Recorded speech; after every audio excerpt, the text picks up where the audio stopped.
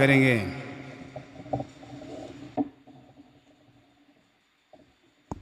ಈಗ ನಾವು ಆರಾಧನೆ ಮಾಡೋದಕ್ಕಿಂತ ಮುಂಚಿತವಾಗಿ ದೇವರ ವಾಕ್ಯದಿಂದ ದೇವರ ವಾಕ್ಯಗಳನ್ನು ನೋಡಿಕೊಂಡು ಆಮೇಲೆ ಆರಾಧನೆಗೆ ಹೋಗೋಣ. लूक सुवार्ता 17 अध्याय पढ़ेंगे।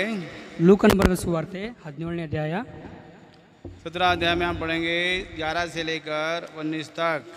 ಲೂಕನ ಬರೆದ ಸುವಾರ್ತೆ 17ನೇ ಅಧ್ಯಾಯ 11ನೇ ವಚನದಿಂದ 17ನೇ ವಚನ ತನಕ. लूक सुवार्ता 17 అధ్యాయము 11 నుండి 19 వరకు 11 to 19। ಲೂಕನ ಬರೆದ ಸುವಾರ್ತೆ 17ನೇ ಅಧ್ಯಾಯ 11ನೇ ವಚನದಿಂದ 19ನೇ ವಚನ ತನಕ. ऐसा हुआ कि वह यरूशलेम जाते हुए समरिया गलील के बीच से होकर जा रहा था। 12 पढ़ो। 12ನೇ ವಚನ. ಅದೇನೆಂದರೆ ಶ್ರೀಮಂತನಾದ ಒಬ್ಬ ಮನುಷ್ಯನು ತಾನು ರಾಜಾಧಿಕಾರವನ್ನು ಪಡೆದುಕೊಂಡು ಹಿಂತಿರುಗಿ ಬರಬೇಕೆಂದು ದೂರ ದೇಶಕ್ಕೆ ಹೊರಟನು. उन्हें दूर खड़े होकर ऊंचे शब्द से कहा, हे यीशु स्वामी हम पर दया कर। ಆದರೆ ಅವನ ಪಟ್ಟಣದ ನಿವಾಸಿಗಳು ಅವನನ್ನು ದ್ವೇಷಿಸಿ ಅವನ ಹಿಂದೆ ರಾಯಭಾರಿಗಳನ್ನು ಕಳುಹಿಸಿ ಇವನು ನಮ್ಮ ಮೇಲೆ ದೊರೆತನ ಮಾಡುವುದನ್ನು ನಮಗೆ ಇಷ್ಟವಿಲ್ಲ ಎಂದು ಹೇಳಿದರು.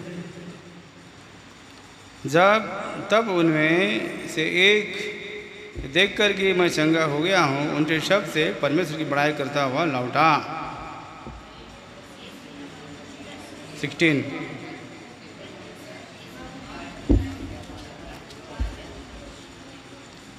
छोड़ने पड़ रहा मैं। इस पर यीशु ने कहा, क्या 10 और शुद्ध न हुए तो फिर मैंने ये 9 कहाँ हैं? ದೇವರನ್ನು ಸ್ತುತಿಸುವುದಕ್ಕೆ ಈ ಅನ್ಯ ಜನತೆ ಹೊರಟು ಇನ್ಯಾರು ಹಿಂತಿರುಗಿ ಬರಲಿಲ್ಲವೆಂದು ಹೇಳಿದನು.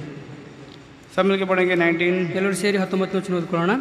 तब उसने ನಿನ್ನ ನಂಬಿಕೆ ನಿನ್ನನ್ನು ಸ್ವಸ್ಥ ಮಾಡಿ ಅದೇ ಎಂದು ಹೇಳಿದನು. तो वे बच्चन को आशीष दे प्रार्थना करेंगे। ದೇವರು ಓದಿದಂಥ ವಾಕ್ಯ ಭಾಗವನ್ನು ಆಶೀರ್ವಾದಕರ ಮಾಡಲಿ, ಪ್ರಾರ್ಥನೆ ಮಾಡಿಕೊಳ್ಳೋಣ. स्वर्गीय पिता आपके चरणों में आते हैं। सामर्थ्य स्वास हो हमारे सृष्टिकर्ता, हमारे सृजनहार, तारणहार, पालनहार। तो राजा गीत में अपनी सहायता की महिमा के धन्यवाद से करते हैं। राजा आराधना का संदेश भी आशीर्वाद करिए, मुझको भाई को लोह में धोकर पवित्र शुद्ध करके उपयोग करिए, महिमा आपको मिले। भाई बहन जो आए सबके आभारी, जो आ रहे उनको लेकर आए धन्यवाद के साथ यीशु मसीह नाम मांगते हैं, आमीन। तो यहाँ पर हम देखते हैं यरीको में प्रभु यीशु मसीह जा रहा था और उस तरफ क्या हो गया, 10 कुष्ठरोगी वहाँ पर यीशु मसीह को पुकारने लगे।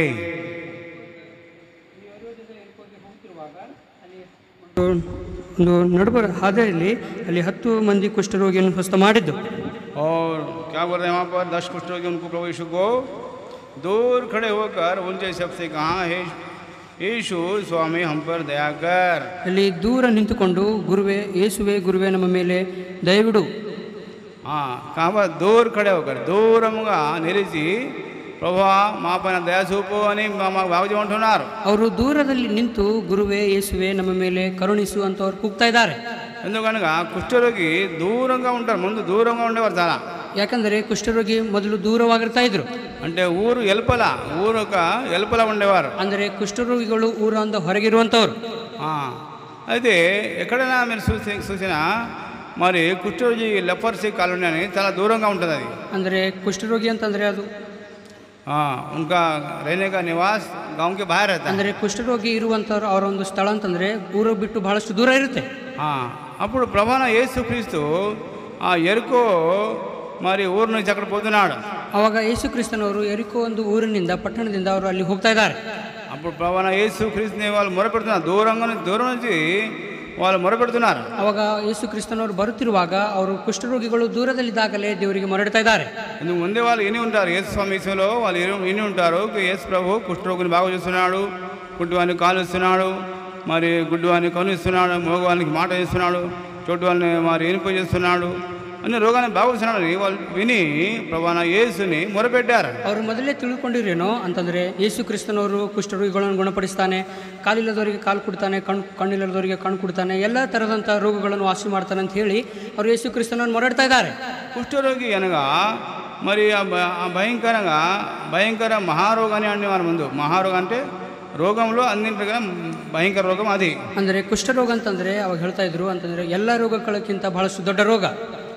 ఎందుకంటే ఆ రోగం వస్తే మనుషుడు వికారం అవుతాడు, రక్తం కారుతూ ఉంటుంది, అంత రూపం అంతా సుందరత వెళ్ళిపోయి ವಿಕಾರಂಗ అయిపోతుంది ಮಾನವನು. ಆ ಒಂದು ರೋಗ ಮನುಷ್ಯನಿಗೆ ಬಂದರೆ ಮಾನವನೆಲ್ಲ ವಿಕಾರವಾಗಿ ಹೋಗ್ತಾನೆ, ರೂಪ ಎಲ್ಲ ಹೋಗುತ್ತೆ ಮತ್ತು ರಕ್ತ ಎಲ್ಲ ಒಂದು ಸುರಿಯುತ್ತೆ. భయంకర కంపు కొడుతుంది, ಭಯಂಕರವಾದಂಥ ವಾಸನೆ ಹೊಡೆಯುತ್ತೆ. అట్లా బట్టలు కూడా వాళ్ళు అంతా చినిగిపోయిన బట్టలు ఉంటాయి. ಆ ರೀತಿಯಾಗಿ ಒಂದು ಬಟ್ಟೆಗಳು ಸಹ ಹರಿದೋದಂಥ ಬಟ್ಟೆಗಳಿರ್ತಾವೆ. అట్లా కుష్ఠరోగి ఒక మరి పరిస్థితి ఉంటుంది. ಆ ರೀತಿಯಾದಂಥ ಒಂದು ಕುಷ್ಠರೋಗಿಯ ಪರಿಸ್ಥಿತಿ ಇರುತ್ತೆ. ఇక్కడ చూస్తున్నాము లేవి కాండంలో, ಇಲ್ಲಿ ನಾವು ನೋಡ್ತೇವೆ ಯಾಜಕ ಕಾಂಡದಲ್ಲಿ, లేవి కాండము మనం చూద్దాము. లేవి కాండంలో 13వ అధ్యాయం, లేవి కాండము ಯಾಜಕ ಕಾಂಡ 13వ అధ్యాయము 13ನೇ ಅಧ್ಯಾಯ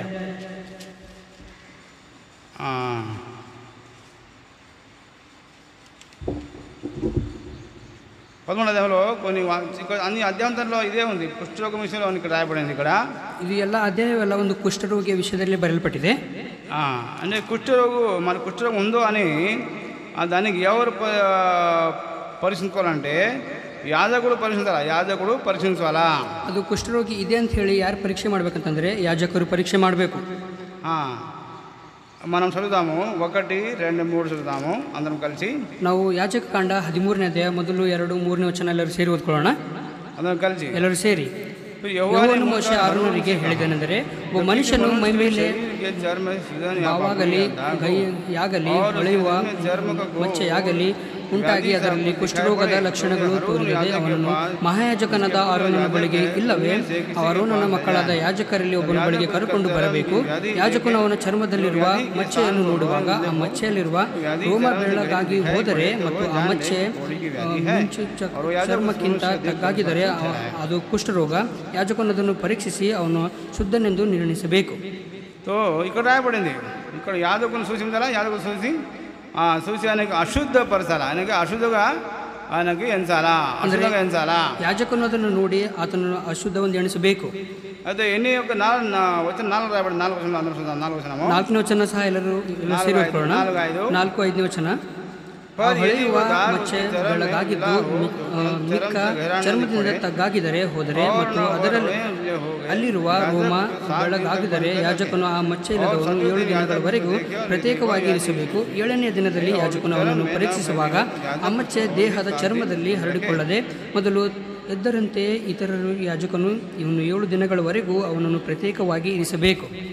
అయితే ఇక్కడ 7 ದಿನ ఆయనకు బంద్ చేయాలా. ಅಂದರೆ ಇಲ್ಲಿ 7 ದಿನ ತನಕ ಆತನನ್ನು ಪ್ರತ್ಯೇಕವಾಗಿಡಬೇಕು. అంటే యాజకుడు మనకి పరీక్షించాలా.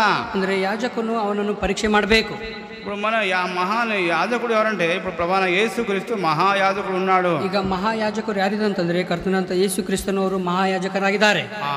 కుష్ఠరోగం అనగా ಪಾಪ ಕುಷ್ಠರೋಗಂ. ಮನುಷ್ಯ ಜನ್ಮದ ಪಾಪಿ ఉన్నాడు, ಅದೇ ಮಹಾ ಕುಷ್ಠರೋಗಂ. ಅದು ಕುಷ್ಠರೋಗ ಅಂತಂದ್ರೆ ಮನುಷ್ಯನು ಜನ್ಮದಿಂದ ಕರ್ಮದಿಂದ ಪಾಪಿಯಾಗಿದ್ದಾನೆ, ಅದೇ ಒಂದು ಬಹಳಷ್ಟು ದೊಡ್ಡ ಕುಷ್ಠರೋಗ. అయితే కుష్ఠరోగిలు ఎక్కడ ఉండాలంట ಈಗ ಕುಷ್ಠರೋಗಿ ಎಲ್ಲಿರ್ಬೇಕಂತೆ? కుష్ఠరోగి ఎక్కడ ఉండాలంటే కుష్ఠరోగి ఎಲ್ಲಿರ್ಬೇಕಂತಂದ್ರೆ ఇక్కడ రాయబడింది వచనం 45, 46 చదువుతాము. 45, 46ನೇ ವಚನ ಓದ್ಕೊಳ್ಳೋಣ. 44ನೇ ವಚನದಿಂದ అందరం కలిసి ಎಲ್ಲರೂ ಸೇರಿ. ಅವನ ತಲೆ ಮೇಲೆ ಕುಷ್ಠದ ಗುರುತು ಕಾಣಿಸಿದ್ದರಿಂದ ಅವನು ಅಶುದ್ಧನೆಂದು ಯಾಜಕನು ನಿರ್ಣಯಿಸಬೇಕು. ಯಾರಲ್ಲಿ ಕುಷ್ಠದ ಗುರುತು ಕಾಣಬಂತೋ ಅವನು ತನ್ನ ಬಟ್ಟೆಗಳನ್ನು ಹರಕೊಂಡು ತಲೆಯನ್ನು ಕೆದರಿಕೊಂಡು ಬಾಯನ್ನು ಬಟ್ಟೆಯಿಂದ ಮುಚ್ಚಿಕೊಂಡು ನಾನು ಅಶುದ್ಧನು ಎಂದು ಕೂಗಿಕೊಳ್ಳಬೇಕು. ಆ ರೋಗದ ಗುರುತುಗಳು ಅವನಲ್ಲಿ ಇರುವ ದಿನವೆಲ್ಲ ಅವನು ಅಶುದ್ಧನಾಗಿರುವನು. ಅವನು ಅಶುದ್ಧನಾದದರಿಂದ ಪ್ರತ್ಯೇಕವಾಗಿ ವಾಸವಾಗಿರಬೇಕು. ಅವನ ನಿವಾಸವು ಪಾಳೆಯದ ಹೊರಗೆ ಇರಬೇಕು. అది ఇక్కడ రాయబడింది. ఒక కుష్ఠరోగి వాళ్ళు వస్త్రాలు ఎట్లా ఉంటే వాళ్ళ వస్త్రాలు చెనిగిపోయిన వస్త్రం ఉండాలి. ಅಂದರೆ ಇಲ್ಲಿ ಕುಷ್ಠರೋಗಿ ಯಾವ ರೀತಿಯಾಗಿರ್ಬೇಕಂತ ಹೇಳಿ ಬಯಲ್ಪಟ್ಟಿದೆ ಅಂತಂದ್ರೆ ಕುಷ್ಠರೋಗಿ ಒಂದು ಬಟ್ಟೆಗಳು ಯಾವ ರೀತಿಯಾಗಿರ್ಬೇಕಂತಂದ್ರೆ ಹರಿದೋದಂಥ ಬಟ್ಟೆಗಳು ಇರಬೇಕು. ఈ దినాలను చూస్తున్నాము. ఈ దినాలు కూడా చాలామంది ఈ జీని ప్యాంట్ తెలుసు కదా, జీని ప్యాంట్ వేసుకుంటారు కదా. ఆ జీని ప్యాంట్ దగ్గర కనీసం ఒక కాలుకు ఒక 3 అది ఉంటుంది. ఏది చినిగిపోయిన బట్టలు ఉంటాయి. అక్కడ చిరిగిపోయి ఇట్లా ఉంటుంది మొత్తం. ಇದ್ನ ಪ್ರತಿ ಆ ಕಾಲಿಗೂ ಈ ಕಾಲಿಗೂ ನಾವು ಈ ಒಂದು ಕಾಲದಲ್ಲಿ ನೋಡ್ತೇವಲ್ಲ, ಈಗ ಯವನಸ್ಥರು ಧರಿಸ್ಕೊಳ್ತಾ ಇದ್ದಾರೆ. ಒಂದು ಈ ಕಾಲಿಗೆ 2-3 ಥೈಲು ಒಂದು ಹರಿದುವಂಥ ಬಟ್ಟೆಗಳು ಹಾಕೊಳ್ತಾ ಇದ್ದಾರೆ. ఆడపిల్లలు కూడా ఇక్కడ ఓపెన్ చేస్తున్నారు. ఇక్కడ అంతా తీసి ఇక్కడ ఓపెన్ చేస్తున్నారు, పెడుతున్నారు ఓపెన్. ಒಂದು ಹೆಣ್ಣು ಮಕ್ಕಳು ಸಹ ಈ ರೀತಿಯಾಗಿ ಸ್ಲೀವ್ಸ್ ಎಲ್ಲ ಓಪನ್ ಇದ್ದು ಹಾಕೊಳ್ತಾ ಇದ್ದಾರೆ. అయితే అంత కుష్ఠరోగికి సాదృశ్యం అంట. ಅಂದ್ರೆ ಇವೆಲ್ಲ ಕುಷ್ಠರೋಗಿಗೆ ಸಾದೃಶ್ಯವಾದವಂತೆ. అయితే కుష్ఠరోగులు ఎట్లా అంటే చినిగిపోయిన బట్టలు వేసుకోవాలని రాయబడింది ఇక్కడ. ಅಂದ್ರೆ ಕುಷ್ಠರೋಗಿಗಳು ಯಾವ ರೀತಿಯಾಗಿರ್ತಾರೆ ಅಂತಂದ್ರೆ ಒಂದು ಹರಿದುದಂಥ ಬಟ್ಟೆಗಳು ಧರಿಸ್ಕೊಳ್ತಾರಂತ ಇಲ್ಲಿ ಬರೆಯಪಟ್ಟಿದೆ. కుష్ఠరోగులు చినిగిపోయిన బట్టలు వేసుకోవాలా. ಒಂದು ಕುಷ್ಠರೋಗಿಗಳು ಹರಿದಂಥ ಬಟ್ಟೆಗಳು ಧರಿಸ್ಕೊಳ್ಬೇಕು. తర్వాత ఆయన ఏం చెప్పాలంటే ఆయన ఏం చెప్పాలా? ಆಮೇಲೆ ಆತನೇನು ಹೇಳ್ಬೇಕಂತೆ? हाँ, सिर के बाल बिखरे रहे और वो अपने ऊपर वाले ओठों को ढांपे हुए ಅಶುದ್ಧ ಅಶುದ್ಧ ಪುಕಾರ ಕರೆ. 45 ಬಿಡು. ಯಾರಲ್ಲಿ ಕುಷ್ಠದ ಗುರುತು ಕಾಣುಬಂತೋ ಅವನು ತನ್ನ ಬಟ್ಟೆಗಳನ್ನು ಹರಿಕೊಂಡು ತಲೆಯನ್ನು ಕೆದರುಕೊಂಡು ಬಾಯನ್ನು ಬಟ್ಟೆಯಿಂದ ಮುಚ್ಚಿಕೊಂಡು ನಾನು ಅಶುದ್ಧನು ಅಶುದ್ಧನು ಎಂದು ಕೂಗಿಕೊಳ್ಳಬೇಕು. అయితే ಕುಷ್ಠರೋಗಿ ఆయన ಅನ್ನಲ್ಲ, ಅಶುದ್ಧ ಅಶುದ್ಧ ಅಲ್ಲ. ಕುಷ್ಠರೋಗಿ ಇದ್ದಂಥ ವ್ಯಕ್ತಿ ಅನ್ಬೇಕಂತೆ ನಾನು ಅಶುದ್ಧನು ಅಶುದ್ಧನು ಅಂತ ಕೂಗಿಕೊಳ್ಬೇಕು. పెదవులు ఆయన ముంచాల అనగా ఓటుకు ఢాప్నా తెలియ ఢాప్నా ಇಲ್ಲಿ ಬರಲ್ಪಟ್ಟಿದೆ ಆತನ బాయను ఆతను ముచ్చుకొಳ್ಬೇಕು. అయితే అది కుష్ఠరోగి ఒక లక్షణం ఏమనగా వాళ్ళు భయంకరంగా కంపు వస్తుంది. రెండోదిగా వాళ్ళు పెదలు కప్పుకోవాలా. మూడోదిగా బట్టలు చినిగిపోయిన బట్టలు వేసుకోవాలా. ಅಂದರೆ ಕುಷ್ಠರೋಗಿಯ ಒಂದು ಇರುವಂಥ ಸ್ಥಿತಿ ಯಾವ ರೀತಿಯಾಗಿ ಅಂತಂದರೆ ಆತನು ಬಟ್ಟೆ ಎಲ್ಲ ಹರ್ಕೊಳ್ಬೇಕು ಮತ್ತು ಬಾಯನ್ನು ಮುಚ್ಕೊಳ್ಬೇಕು. ನಾನು ಅಶುದ್ಧನು ಅಶುದ್ಧನಂತ ಈ ರೀತಿಯಾಗಿ ಕೂಗ್ಕೊಳ್ಬೇಕು.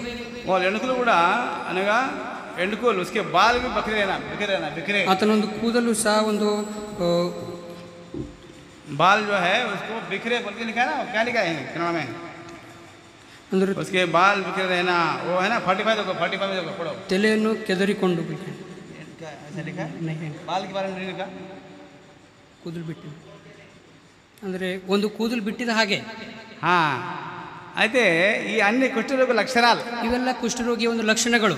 మన లాస్ట్ చివరిగా ఆయన బయట ఉండాలి, ఊరు బయట ఎలుపల ఉండాలి. ಕೊನೆಯದಾಗಿ ಆತನು ಊರಿನ ಒಂದು ಹೊರಗಿರಬೇಕು. ఇది కుష్ఠరోగ లక్షణాలు. ಇದು ಕುಷ್ಠರೋಗಿಯ ಒಂದು ಲಕ್ಷಣಗಳು. అయితే అలాంటి కుష్ఠరోగుల్ని ప్రభువైన యేసు క్రీస్తు బాగు చేస్తున్నాడు. ಅಂತ ಒಂದು ಕುಷ್ಠರೋಗಿ ಇರುವಂಥ ವ್ಯಕ್ತಿಗೆ ಇಲ್ಲಿ ಯೇಸು ಕ್ರಿಸ್ತನವರು ಗುಣಪಡಿಸಿದ್ದಾನೆ. అయితే కుష్ఠరోగి ఎప్పుడైనా ಪರಿಶುದ್ಧ ಸ್ಥಳంలో ఉండడు, ఆయన ಪಾರಿపోతాడు, ಅక్కడ నుంచి ಪಾರಿపోతాడు. ಕುಷ್ಠರೋಗಿ ಇರುವಂಥ ವ್ಯಕ್ತಿ ಯಾವಾಗೂ ಸಹ ಪರಿಶುದ್ಧವಾದಂಥ ಸ್ಥಳದಲ್ಲಿ ಆತನು ಇರಲ್ಲ, ಆತನು ಅಲ್ಲಿಂದ ಓಡಿ ಹೋಗ್ತಾನೆ. ఇక్కడ రాజు ఉన్నాడు, ఒక రాజు ಉಜಿಯ ರಾಜು. ಇಲ್ಲಿ ಒಬ್ಬ ಉಜಿಯ ರಾಜನಿದ್ದಾನೆ. ఆయన కుష్ఠరోగం వచ్చింది. ಆತನಿಗೆ ಕುಷ್ಠರೋಗ ಬಂದಿದೆ. కుష్ఠరోగం వస్తే ఆయన స్వయంగా ఆయన ಮಂದಿರ నుంచి ಬಯಟ ಪಾರಿపోయినాడు. ಆತನಿಗೆ ಕುಷ್ಠರೋಗ ಬಂದಾಗ ಆತನು ಸ್ವತಃ ಆತನು ಮಂದಿರದಿಂದ ಹೊರಗೆ ಹೋಗ್ತಾ ಬಂದಿದ್ದಾನೆ. సెకండ్ క్రానికల్ చూడండి, సెకండ్ క్రానికల్ 2ನೇ ಪೂರ್ವಕಾಲ ಕೃತಾಂತ್ಯ 2వ దినవృత్తాంతము 26వ అధ్యాయము. 2ನೇ ಪೂರ್ವಕಾಲ ಕೃತಾಂತ್ಯ 26ನೇ ಅಧ್ಯಾಯ 26వ అధ్యాయం చూద్దాం. వచనము చూద్దాం 20వ వచనము. 2ನೇ ಪೂರ್ವಕಾಲ ಕೃತಾಂತ್ಯ 26ನೇ ಅಧ್ಯಾಯ 20ನೇ ವಚನ. 26 का 20 वचन पढ़ेंगे सब मिलकर. 26ನೇ ಅಧ್ಯಾಯ 20ನೇ ವಚನದಲ್ಲಿ ಸೇರಿ ಓದ್ಕೊಳ್ಳೋಣ. ಯಾಜಕನು ಅವನನ್ನು ದೂಷಿಸಿ ನೋಡಿದಾಗ ಅವನ ಹಣೆಯನ್ನು ಕುಷ್ಠದ ಕಂಡು ಬಂದ ಕಾರಣ ಅವನನ್ನು ಶೀಘ್ರವಾಗಿ ಅಲ್ಲಿಂದ ಹೊರಡಿಸಿದರು. ಅವನು ಬಾಧಿಸಿದಾನೆಂದು ಅವನಿಗೆ ತಿಳಿದಿಂದ ಅವನು ಶೀಘ್ರವಾಗಿ ಹೊರಗೆ ಹೋದನು. क्या लिखा है? उसने आप बाहर जाने का उतावली किया. ఆయన సొంతంగా బయటికి పోతున్నాడు, పరిగెత్తిపోతున్నాడు. ಆತನು ಸ್ವಯಂವಾಗಿ ಸ್ವಂತವಾಗಿನೇ ಆತನು ಹೊರಗೆ ಹೋಗ್ತಾ ಇದ್ದಾನೆ. అందువల్ల కుష్ఠరోగం మనకి దూరపరుస్తుంది. ಯಾಕಂತಂದ್ರೆ ಕುಷ್ಠರೋಗಿ ಆತನಿಗೆ ಕುಷ್ಠರೋಗ ಆತನನ್ನು ದೂರಪಡಿಸ್ತಾ ಇದೆ. అందుకు రాయబడింది పాపులకు పరలోకంలో స్థలం లేదు. ಅದಕ್ಕೋಸ್ಕರ ಬರೆಯಲ್ಪಟ್ಟಿದೆ ಪಾಪಿಗಳಿಗೆ ಪರಲೋಕ ರಾಜ್ಯದಲ್ಲಿ ಸ್ಥಳ ಇಲ್ಲ. పాపులు పరలోక దూరంగా ఉంటాడు, ಪಾಪಿಗಳು ಪರಲೋಕ ರಾಜ್ಯದಿಂದ ದೂರವಾಗಿರ್ತಾರೆ. అందుకు రాయబడింది ప్రకటన 21వ అధ్యాయంలో. ಅದಕ್ಕೋಸ್ಕರ ಬರೆಯಲ್ಪಟ್ಟಿದೆ ಪ್ರಕಟಣೆ 21ನೇ ಅಧ್ಯಾಯ. ప్రకటన 21వ అధ్యాయంలో వచనం 27 27ನೇ ವಚನ చదవండి తెలుగులో చూడాలి.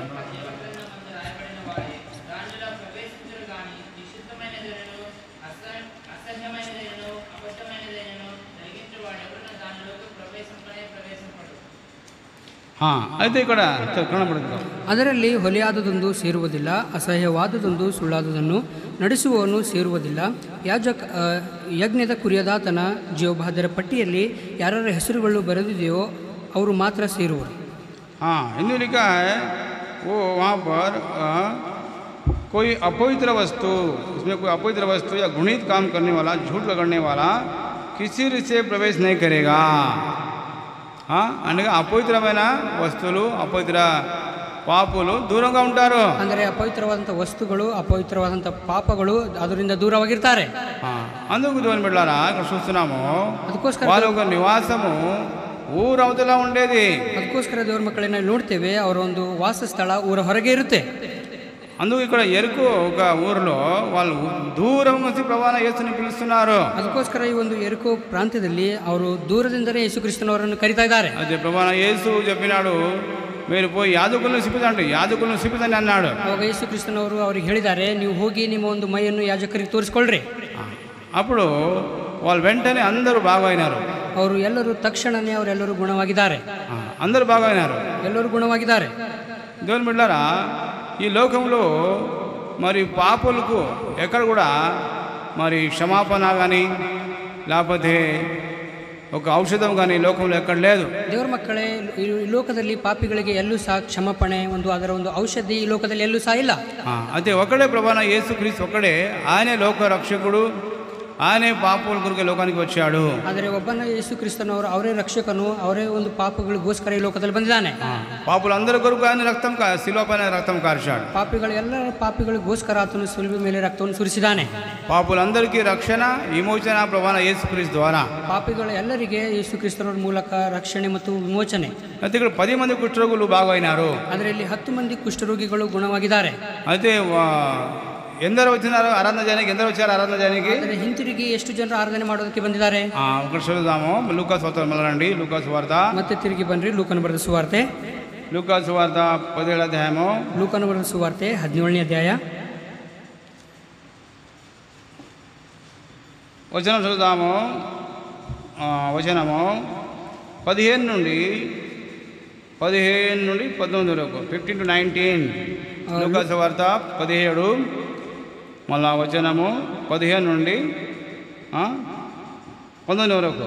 ಲೂಕನ ಬರೆದ ಸುವಾರ್ತೆ 17ನೇ ಅಧ್ಯಾಯ 15ನೇ ವಚನದಿಂದ 19ನೇ ವಚನ ತನಕ అందరూ కలిసి ಎಲ್ಲರೂ ಸೇರಿ ಓದ್ಕೊಳ್ಳೋಣ. ಅದರಲ್ಲಿ ಒಬ್ಬನು ತನಗೆ ಗುಣವಾದದನ್ನು ನೋಡಿ ಮಹಾಶಬ್ದದಿಂದ ದೇವರನ್ನು ಕೊಂಡಾಡುತ್ತಾ ಹಿಂತಿರುಗಿ ಬಂದು ಯೇಸುವಿನ ಪಾದಗಳಿಗೆ ಅಡ್ಡಬಿದ್ದು ಆತನಿಗೆ ಉಪಕಾರ ಸ್ತುತಿ ಮಾಡಿದನು. ಅವನು ಸಮಾರ್ಯದವನು. ಯೇಸು ಇದನ್ನು ನೋಡಿ 10 ಮಂದಿ ಶುದ್ಧರಾದವರಲ್ಲೇ ಮಿಕ್ಕ 9 ಮಂದಿಯಲ್ಲಿ ದೇವರನ್ನು ಸ್ತುತಿಸುವುದಕ್ಕೆ ಈ ಅನ್ಯ ದೇಶದವನೇ ಹೊರತು ಇನ್ಯಾರು ಹಿಂತಿರುಗಿ ಬರಲಿಲ್ಲವೆಂದು ಹೇಳಿ ಅವನಿಗೆ, ಎದ್ದು ಹೋಗು, ನಿನ್ನ ನಂಬಿಕೆ ನಿನ್ನನ್ನು ಸ್ವಸ್ಥ ಮಾಡಿದೆ ಎಂದು ಹೇಳಿದನು. అయితే ఇక్కడ ఒక కుష్ఠరోగి వస్తున్నాడు యేసు ప్రభు దగ్గర. ಅದರಲ್ಲಿ ನಾವು ನೋಡ್ತೇವೆ, ಒಬ್ಬ ಕುಷ್ಠರೋಗಿ ಮಾತ್ರ ಹಿಂತಿರುಗಿ ಯೇಸು ಕ್ರಿಸ್ತನ ಹತ್ರ ಬಂದಿದ್ದಾನೆ. అని తెలుసుకున్నాడు, ಆತನು ತಿಳ್ಕೊಂಡಿದ್ದಾನೆ, నేను బాగా ఉన్నాను, ನಾನು ಒಳ್ಳೆಯವನಾಗಿದ್ದೇನೆ.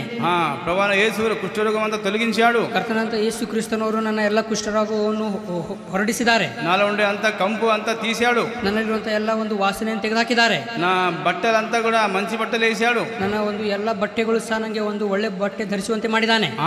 నాకు మంచి రూపం ఇచ్చాడు. ನನಗೆ ಮತ್ತೆ ಹಿಂತಿರುಗಿ ನನಗೆ ಒಂದು ಒಳ್ಳೆ ರೂಪ ಕೊಟ್ಟಿದ್ದಾನೆ. కుష్ఠరోగం దూరపరిచాడు.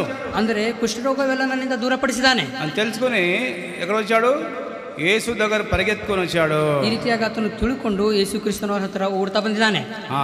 పరిగెత్తుకొని వచ్చి ఆయన పాదంపై పడి సాగిలపడి ఆయన గొప్ప స్వరంతో ప్రభుని ఆరాధిస్తున్నాడు. ಆತನು ಓಡ್ಕೊಳ್ತಾ ಬಂದು ಆತನು ದೇವರೊಂದು ಪಾದ ಸನ್ನಿಧಾನದಲ್ಲಿ ಬಿದ್ದು ದೇವರೊಂದು ಪಾದಗಳ ಹತ್ತಿರ ಬಿದ್ದು ಆತನು ದೊಡ್ಡ ಸ್ವರದಿಂದ ಆತನು ಆರಾಧನೆ ಮಾಡ್ತಾ ಇದ್ದಾನೆ. हिंदी में इसमें लिखा है 15 में, ऊंचे शब्द से परमेश्वर की बड़ाई करता हुआ लौटा और यीशु के पांव पर मुंह के बल गिरकर उसका धन्यवाद करने लगा. और ಅವರಲ್ಲಿ ಒಬ್ಬನು ತನಗೆ ಗುಣವಾದದನ್ನು ನೋಡಿ ಮಹಾಶಬ್ದದಿಂದ ದೇವರನ್ನು ಕೊಂಡಾಡುತ್ತಾ ಹಿಂತಿರುಗಿ ಬಂದು ಯೇಸುವಿನ ಪಾದಗಳಿಗೆ ಅಡ್ಡಬಿದ್ದು ಆತನಿಗೆ ಉಪಕಾರ ಸ್ತುತಿ ಮಾಡಿದನು. అయితే గొప్ప స్వరంతో ప్రభువైన యేసుని ఆరాధిస్తున్నాడు. ಅಂದರೆ ಆತನು ಮಹಾಶಬ್ದದಿಂದ ದೊಡ್ಡ ಸ್ವರದಿಂದ ಆತನನ್ನು ಯೇಸು ಕ್ರಿಸ್ತನವರನ್ನು ಆರಾಧನೆ ಮಾಡ್ತಾ ಇದ್ದಾನೆ. యేసు పాదపై పడి ఆరాధిస్తున్నాడు. ಯೇಸು క్రిస్తనవರ పాదಗಳ ಹತ್ತಿರ ಬಿದ್ದು ಆತನು ಆರಾಧನೆ ಮಾಡ್ತಾ ಇದ್ದಾನೆ. మరి సంఘంలో ఎంతో మంది మరి గొప్ప స్వరంతో ఆరాధన చేయరు, చిన్నగా ఆరాధన చేస్తారు. పక్క వాళ్ళకి కూడా వినపడదు సరిగా అది ఆరాధన. ಆದರೆ ನಾವು ನೋಡ್ತೇವೆ ಬಹಳಷ್ಟು ಜನರು ಬಹಳಷ್ಟು ಹಳ್ಳಿಗೆ ಆರಾಧನೆ ಮಾಡ್ತಾರೆ. ಅವರು ಬಾಜು ಕೂತವ್ರಿಗೆ ಸಹ ಕೇಳಬರಲ್ಲ. వాళ్ళకి మైక్ ఇచ్చినా కూడా సరిగా స్పష్టంగా రాదు, స్పష్టంగా వాళ్ళు చేయరు. ಅವರು ಮೈಕ್ ಕೊಟ್ಟರು ಸಹ ಅವರು ಸ್ಪಷ್ಟವಾಗಿ ಅವ್ರು ಮಾಡಕ್ ಬರಲ್ಲ. అయితే స్పష్టంగా ఇంకా దిగ్గరిగా గట్టిగా ఆరాధన చేయాలా. ನಾವು స్పష్టವಾಗಿ ಹೆಚ್ಚಾಗಿ ಗಟ್ಟಿಯಾಗಿ ಆರಾಧನೆ ಮಾಡಬೇಕು. అది ఎప్పుడు వస్తుంది? ಅದು ಯಾವಾಗ ಬರುತ್ತೆ? అది అనుభవంతో వస్తుంది.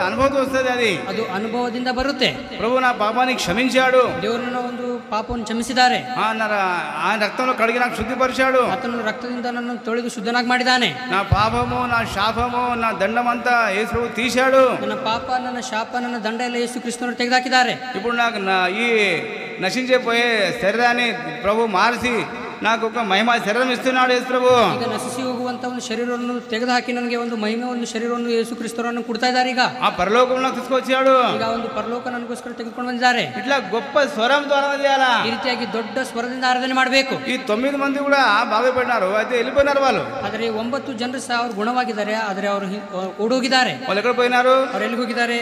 వాళ్ళ తల్లిదండ్రుల దగ్గర, లేకపోతే వాళ్ళ అన్న తమ్ముల దగ్గర, వాళ్ళ ఫ్రెండ్స్ దగ్గర వెళ్ళిపోయినారు. ಅವರು ಅಣ್ಣ ತಮ್ಮರ ಹತ್ತಿರ, ಒಂದು ತಂದೆ ತಾಯಿಗಳ ಹತ್ತಿರ, ಒಂದು ಸ್ನೇಹಿತರ ಹತ್ತಿರ ಅವರು ಓಡೋಗಿದ್ದಾರೆ. అక్కడ పోయి చెప్పుకుంటున్నారు, ప్రభు నా యేసు మాకు బాగు చేశాడని అంటున్నారు. ಅವರು ಅಲ್ಲಿ ಹೋಗಿ ಅವ್ರು ಹೇಳ್ತಾ ಇದ್ದಾರೆ, ಈ ಕರ್ತನಂತ ಯೇಸು ಕ್ರಿಸ್ತನವರು ನಮ್ಮನ್ನು ಗುಣಪಡಿಸಿದ್ದಾರೆ. అయితే అక్కడ మన లోకంలో వాళ్ళతో కలిసి వాళ్ళు పనులు చేస్తున్నారు, కలిసి వాళ్ళు ఉంటున్నారు. ಅಂದರೆ ಲೋಕದಲ್ಲಿ ಹೋಗಿ ಲೋಕದೊಂದಿಗೆ ಅವರು ಕಲಿತು ಅಲ್ಲಿ ಕೆಲಸ ಮಾಡ್ತಾ ಇದ್ದಾರೆ. అయితే ఒక్కడే దేశ ప్రేమ తెలిసి యేసును ఎరిగి ఆయన యేసు దగ్గర వచ్చాడు. ಆದರೆ ಒಬ್ಬಾತನೇ ಯೇಸು ಕ್ರಿಸ್ತನವರನ್ನು ತಿಳ್ಕೊಂಡು, ಯೇಸು ಕ್ರಿಸ್ತನ ಪ್ರೀತಿಯನ್ನು ತಿಳ್ಕೊಂಡು ಯೇಸು ಕ್ರಿಸ್ತನ ಹತ್ರ ಬಂದಿದ್ದಾನೆ. ఎట్లా వచ్చాడు? ಯಾವ ರೀತಿಯಾಗಿ ಬಂದಿದ್ದಾನೆ? గొప్ప స్వరంతో ఆరాధన చేస్తున్నాడు. ಆತನು ಮಹಾಶಬ್ದದಿಂದ ಆರಾಧನೆ ಮಾಡ್ತಾ ಬರ್ತಾ ಇದ್ದಾನೆ. దేవుని బిడ్డలారా, మనం ఎట్లా చేస్తున్నాం? మనం ఎట్లా వస్తున్నాం? ದೇವ್ರ ಮಕ್ಕಳೇ, ನಾವು ಯಾವ ರೀತಿಯಾಗಿ ಆರಾಧನೆ ಮಾಡ್ತಾ ಇದ್ದೇವೆ ಮತ್ತು ನಾವು ಯಾವ ರೀತಿಯಾಗಿ ಬರ್ತಾ ಇದ್ದೇವೆ? గొప్ప స్వరంతో పరిగెత్తి వస్తున్నామా? ದೊಡ್ಡ ಸ್ವರದಿಂದ ನಾವು ಓಡ್ಕೊಳ್ತಾ ಬರ್ತಾ ಇದ್ದೇವೇನು? దావీదుకు ప్రజలు అన్నారు, దావీదా మనం పోదాం మందిరానికి అంటే ఆయన హృదయం అంతా ఆనందంతో నిండిపోయింది. ಆದರೆ ದಾವೀದನಿಗೆ ಜನರು ಹೇಳಿದ್ರು, ನಾವು ಮಂದಿರಕ್ಕೆ ಹೋಗೋಣ ಅಂತ ಅಂದಾಗ ಆತನ ಹೃದಯವೆಲ್ಲ ಒಂದು ಸಂತೋಷದಿಂದ ತುಂಬ ಹೋಗಿದೆ. ఇప్పుడు మనం ఎన్నిసార్లు చెప్తాం, రండి రండి చెప్తే కూడా కొందరు రారు, చాలా త్వరగా రారు. ಈಗ ನಾವು ಬಹಳಷ್ಟು ಸಾರ್ತಿ ಹೇಳ್ತೇವೆ, ಬರ್ರಿ ಬರ್ರಿ ಅಂತ ಹೇಳಿದ್ರೆ ಬಹಳಷ್ಟು ಜನರು ಬರಲ್ಲ. అయితే ఆనందం లేదు, ಅಂದರೆ ಆನಂದ ಇಲ್ಲ. అయితే ఆనందం రావాలా, ಅಂದರೆ ನಮ್ಮಲ್ಲಿ ಆನಂದ ಬರಬೇಕು. అదే దేవుని బిడ్డలారా, ఈ కుష్ఠరోగి ప్రభువైన యేసు ప్రేమ తెలుసుకున్నాడు. ಆದರೆ ಈ ಕುಷ್ಠರೋಗಿ ಕರ್ತನಾದ ಯೇಸು ಕ್ರಿಸ್ತನವರ ಒಂದು ಪ್ರೀತಿ ತಿಳ್ಕೊಂಡಿದ್ದಾನೆ. ఆయన మహత్కారం తెలుసుకున్నాడు. ಆತನೊಂದು ಮಹತ್ ಕಾರ್ಯಗಳನ್ನು ಈತನು ತಿಳ್ಕೊಂಡಿದ್ದಾನೆ. ఆయన ఎంతో విశాలుడు, ఆయన హృదయం ఎంతో విశాలంగా ఉందని తెలుసుకున్నాడు. ಆತನ ಹೃದಯ ಎಷ್ಟು ವಿಶಾಲವಾಗಿದೆ ಅಂತ ಹೇಳಿ ಆತನು ತಿಳ್ಕೊಂಡಿದ್ದಾನೆ. ఎంతో గొప్ప దేవుడని తెలుసుకున్నాడు. ಎಷ್ಟೋ ದೊಡ್ಡ ದೇವರು ಅಂತ ಹೇಳಿ ಆತನು ತಿಳ್ಕೊಂಡಿದ್ದಾನೆ. పరిగెత్తి వచ్చాడు. ಅದಕ್ಕೋಸ್ಕರ ಆತನು ಓಡ್ಕೊಳ್ತಾ ಬಂದಿದ್ದಾನೆ. పరిగెత్తి వచ్చి ప్రభు పాదంపై పడిపడాడు. ಆತನು ಓಡ್ಕೊಳ್ತಾ ಬಂದು ದೇವರೊಂದು ಪಾದಗಳ ಹತ್ತಿರ ಅಡ್ಡ ಬಿದ್ದಿದ್ದಾನೆ. ಇನ್ನಿಲ್ಲಿగా మూకే బల్ గిరిగా అంటే మూకే బల్ అంటే ఇట్లా మొత్తం ఇట్లా పూరా ఇట్లా పడిపోవాలా కింద, మన అంతా తల ಈ ಭೂಮಿ ಪೈನ ಉಂಡಾಲ. ಅಂದರೆ ಪಾದಗಳಿಗೆ ಅಡ್ಡ ಬೀಳುವುದಂತಂದ್ರೆ ನಮ್ಮ ಶರೀರವೆಲ್ಲ ಒಂದು ನಮ್ಮ ತಲೆ ಒಂದು ಭೂಮಿ ಮೇಲೆ ಇರಬೇಕು. అనగా ప్రభు పాదాల పైన ఉండాలి మనం. ಅಂದರೆ ದೇವರೊಂದು ಪಾದಗಳ ಹತ್ತಿರ ನಾವು ಇರಬೇಕು. ప్రభు సింహాసనం ఎక్కడ ఉంది? ఆకాశంలో అని సింహాసనము, భూమి అని ಪಾದಪೀಠం. ದೇವರೊಂದು ಸಿಂಹಾಸನ ಇದೆ, ಒಂದು ಆಕಾಶ ಆತನ ಒಂದು ಸಿಂಹಾಸನ, ಒಂದು ಭೂಮಿ ಆತನ ಒಂದು ಪಾದಪೀಠ. అయితే ఆయన పాదం ద్వారా మనం సాగిలి పడాలా. ಆದರೆ ಆತನೊಂದು ಪಾದಗಳ ಹತ್ತಿರ ನಾವು ಅಡ್ಡ ಬೀಳಬೇಕು. కొందరు సరిగా మొగరింతారు కూడా. ಸ್ವಲ್ಪ ಜನರು ಸರಿಯಾಗಿ ಮೊಳಕಾಲ ಮೇಲೆ ಸಹ ಬರಲ್ಲ. ఎట్లా తల వంచారు వాళ్ళు? ಯಾವ ರೀತಿಯಾಗಿ ಅವರು ತಲೆ ಬಾಗಿಸ್ತಾರೆ? అది తల వంచి ప్రభాన యేసు పాదంపై తల వంచి ఆరాధన చేయాలా. ದೇವರೊಂದು ಪಾದಗಳ ಹತ್ತಿರ ನಮ್ಮ ತಲೆ ಬಾಗಿಸಿ ನಾವು ಪ್ರಾರ್ಥನೆ ಮಾಡಬೇಕು. అది 9 మంది రాలేదు కదా, వాళ్ళు ఎక్కడ పోయినారు? వాళ్ళు 9 ಜನರು ಅವರು ಹಿಂತಿರುಗಿ ಬಂದಿಲ್ಲ, ಅವ್ರು ಎಲ್ಲಿ ಹೋಗಿದ್ದಾರೆ? ప్రభు అడిగినాడు. ಆದರೆ ದೇವರು ಕೇಳಿದಾನೆ, ఓ 9 లోకి కిదరికి ಅವ್ರು 9 ಜನರು ಎಲ್ಲಿ ಹೋಗಿದ್ದಾರೆ? వాళ్ళు ఎక్కడ పోయినారు? ಅವ್ರು ಎಲ್ಲಿ ಹೋಗಿದ್ದಾರೆ అనగా మళ్ళా వాళ్ళు బాగా దేవుని దగ్గర మేలు పొందుకున్నారు, దేవుని దగ్గర ఆశీర్వాదం పొందుకున్నారు, ఆరోగ్యం పొందుకున్నారు, మంచిగా అంతా పొందుకున్నారు. మళ్ళా లోకంలో కలిసిపోయినారు. ಆದರೆ ಅವರು ದೇವರ ಹತ್ತಿರ ಎಲ್ಲ ಒಳ್ಳೆಯದನ್ನು ಮಾಡ್ಕೊಂಡಿದ್ದಾರೆ ಮತ್ತು ಗುಣಪಡಿಸಿಕೊಂಡಿದ್ದಾರೆ. ಆದರೆ ಮತ್ತೆ ಹಿಂತಿರುಗಿ ಅವರು ಲೋಕದಲ್ಲಿ ಕಲ್ತು ಹೋಗಿದ್ದಾರೆ. అనగా దేవుని మర్చిపోయినారు. ಅಂದರೆ ಅವರು ದೇವರನ್ನು ಮರೆತು ಹೋಗಿದ್ದಾರೆ. దేవుని మర్చిపోయినారు, ದೇವರನ್ನು ಮರೆತು ಹೋಗಿದ್ದಾರೆ. ఇక్కడ రాబడింది బైబిల్లో, కీర్తనలో ಬರೆಯಲ್ಪಟ್ಟಿದೆ. కీర్తన 17వ అధ్యాయంలో వచన 9వ అధ్యాయంలో 9వ అధ్యాయము, కీర్తనಗಳು 9ನೇ అధ్యాయ, కీర్తన 9:9, కీర్తనಗಳು 9ನೇ అధ్యాయ వచనం చదువుదాము. 17వ వచన, కీర్తన 9:17 తెలుగులో. కీర్తనಗಳು 9ನೇ అధ్యాయ 17ನೇ వచನ.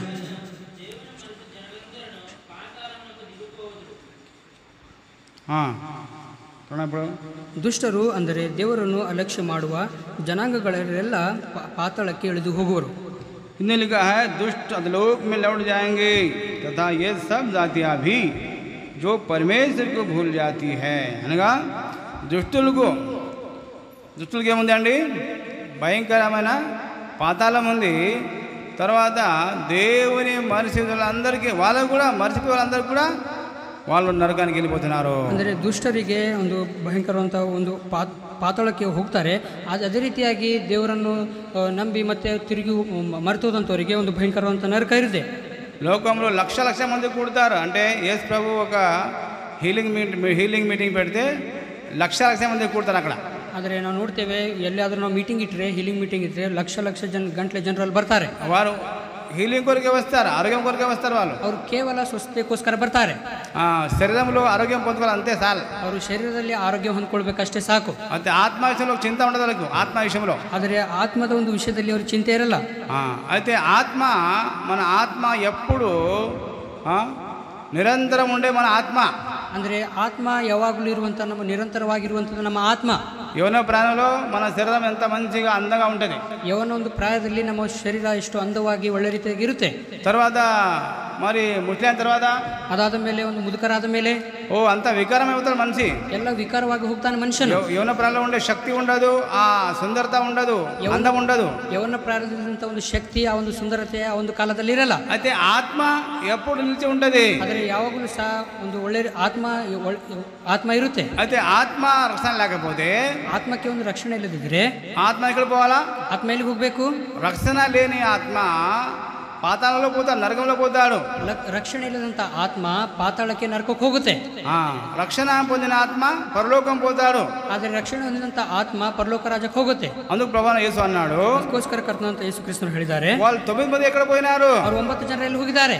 వాళ్ళు కూడా బాగా ఉన్నారు కదా, ಅವರು ಸಹ ಒಳ್ಳೆಯ ಗುಣವಾಗಿದ್ದಾರಲ್ಲ. ప్రభు అన్నాడు, మరి ఆయన ప్రభువైన యేసు అన్నాడు, ये परदेसी ये छोड़कर कोई भी प्रभु की बड़ाई करने को नहीं आगे बोलता है क्या? यहाँ पर 18 वचन पढ़ो सब मिलकर. 18 ಲೂಕನ ಬರೆದ ಸುವಾರ್ತೆ 17ನೇ ಅಧ್ಯಾಯ 18ನೇ ವಚನ. ಎಲ್ಲರೂ ಸೇರಿ ಓದ್ಕೊಳ್ಳೋಣ. क्या ಅನ್ಯ ದೇಶದವನ ಹೊರತು ಇನ್ಯಾರು ಹಿಂತಿರುಗಿ ಬರಲಿಲ್ಲವಲ್ಲ ಎಂದು ಹೇಳಿದನು. అనగా యాత్రికుడుగా ఉన్నాడు ఆయన. ಅಂದರೆ ಆತನು ಯಾತ್ರಿಕನಾಗಿದ್ದಾನೆ. మనం కూడా అందరం యాత్రికులమే. ನಾವು ಸಹ ಯಾತ್ರಿಕರೇ. లోకంలో అందరూ యాత్రికులే. ಲೋಕದಲ್ಲಿ ಎಲ್ಲರೂ ಯಾತ್ರಿಕರೇ. అయితే మానవుడు యాత్రికుడు అని, నేను పరదేశి అని మర్చిపోతున్నాడు. ಆದರೆ ಮಾನವನ ನಾನು ಯಾತ್ರಿಕನಂತ ಹೇಳಿ, ನಾನು ಪರದೇಶಿ ಅನ್ಯ ದೇಶದವನಂತ ಹೇಳಿ ಆತನು ಮರ್ತು ಹೋಗ್ತಾ ಇದ್ದಾನೆ. మానవుడు ఏమంటున్నాడు? నా బిల్డింగు, నా బంగ్లా, నా ఒక ఫలము, నా బంగారము, నా డబ్బు, నా ఆశ అంటున్నాడు. ಆದರೆ ಮಾನವನು ನನ್ನೊಂದು ಮನೆ, ನನ್ನೊಂದು ಹಣ, ನನ್ನೊಂದು ಬಿಲ್ಡಿಂಗ್, ನನ್ನೊಂದು ಹೊಲ ಈ ರೀತಿಯಾಗಿ ಅಂತ ಇದ್ದಾನೆ. ఒక్కసారి చనిపోతే ఏం ఆయన దగ్గర రాదు. ಒಂದ್ಸಾರ್ತಿ ಸತ್ತು ಹೋದ್ರೆ ಆತನ ಜೊತೆಗೆ ಏನು ಸಹ ಬರಲ್ಲ. ఇక్కడ చూడండి, ಕೀರ್ತನೆಗಳು 49వ అధ్యాయం. 49ನೇ ಅಧ್ಯಾಯ. కీర్తన 49వ अध्याय. ಕೀರ್ತನೆಗಳು 49ನೇ ಅಧ್ಯಾಯ. हम 49 में कुछ वचन पढ़ेंगे. यहाँ पर लिखा है 49 में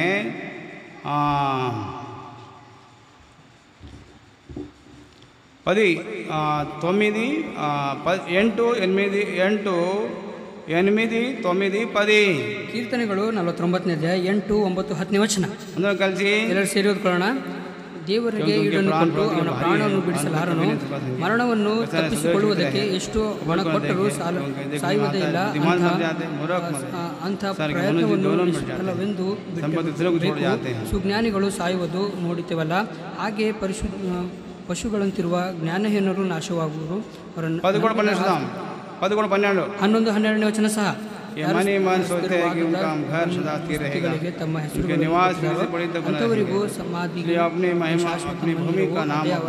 ಸ್ಥಾನವು ಮನುಷ್ಯರಿಗೆ ಪಶುಗಳಂತೆ ಇಲ್ಲವಾಗುವರು. తర్వాత ఇంత సంపాదించి కూడా ఒక పశువులాగా చనిపోతున్నారు. ಆದರೆ ಇಷ್ಟೆಲ್ಲ ಸಂಪಾದಿಸಿಕೊಂಡಾಗೂ ಸಹ ಆತನು ಒಂದು ಪಶುಗಳ ಹಾಗೆ ಸತ್ತೋಗ್ತಾ ಇದ್ದಾರೆ. మరి ఫలము, బంగ్లా, బంగారము, డబ్బులు, ఆస్తి సంపాదించుకుని ఒక పశువులాగా చనిపోతున్నాడు మనిషి. ಹಣ, ಒಂದು ಆಸ್ತಿ, ಒಂದು ಹೊಲ, ಒಂದು ದೊಡ್ಡ ದೊಡ್ಡ ಬಂಗ್ಲೆಗಳು, ಈ ರೀತಿಯಾಗಿ ಎಲ್ಲವನ್ನು ಗಳಿಸ್ಕೊಂಡ್ರು ಸಹ ಕೊನೆಯದಾಗಿ ಆತನು ಒಂದು ಪಶುಗಳ ಹಾಗೆ ಸತ್ತು ಹೋಗ್ತಾ ಇದ್ದಾನೆ. అనుకుంటున్నాడు, నేను మంచిగానే ఎప్పుడు ఉంటా అంటున్నాడు. ಆತನು ಅನ್ಕೊಳ್ತಾ ಇದ್ದಾನೆ, ನಾನು ಯಾವಾಗಲೂ ಸಹ ಇರ್ತೇನೆ ಅಂತ ಹೇಳಿ. అది ఎప్పుడు పోతుందో తెలియదు మనిషి. ಆದರೆ ಮನುಷ್ಯನು ಯಾವಾಗ ಹೋಗ್ತಾನೋ ಗೊತ್ತಿಲ್ಲ.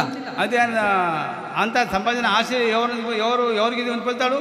ఆయన అంతా విడిచి వెళ్ళిపోతాడు. ಅದರಿಗೆ ಆತನು ಸಂಪಾದಿಸಿದಂಥ ಎಲ್ಲ ಆಸ್ತಿ ಏನು ಮಾಡ್ತಾನೆ, ಯಾರಿಗೆ ಕೊಟ್ಟು ಹೋಗ್ತಾನೆ ಅಂತಂದರೆ ಎಲ್ಲ ಇಲ್ಲೇ ಬಿಟ್ಟು ಹೋಗ್ತಾನೆ. ಅದೇ ఇక్కడ రాయబడింది, ಅದೇ ಇಲ್ಲಿ ಬರೆಯಲ್ಪಟ್ಟಿದೆ. 17 में लिखा है, क्योंकि वो मरकर कुछ भी साथ नहीं ले जाएगा, न उसका वैभव उसके साथ कब्र में जाएगा. 17ನೇ ವಚನದಲ್ಲಿ ಬರೆಯಲ್ಪಟ್ಟಿದೆ, ಅವನು ಸಾಯುವಾಗ ಏನು ತೆಗೆದುಕೊಂಡು ಹೋಗಲಾರನಷ್ಟೇ, ಅವನ ವೈಭವವು ಅವನೊಡನೆ ಹೋಗುವುದಿಲ್ಲ.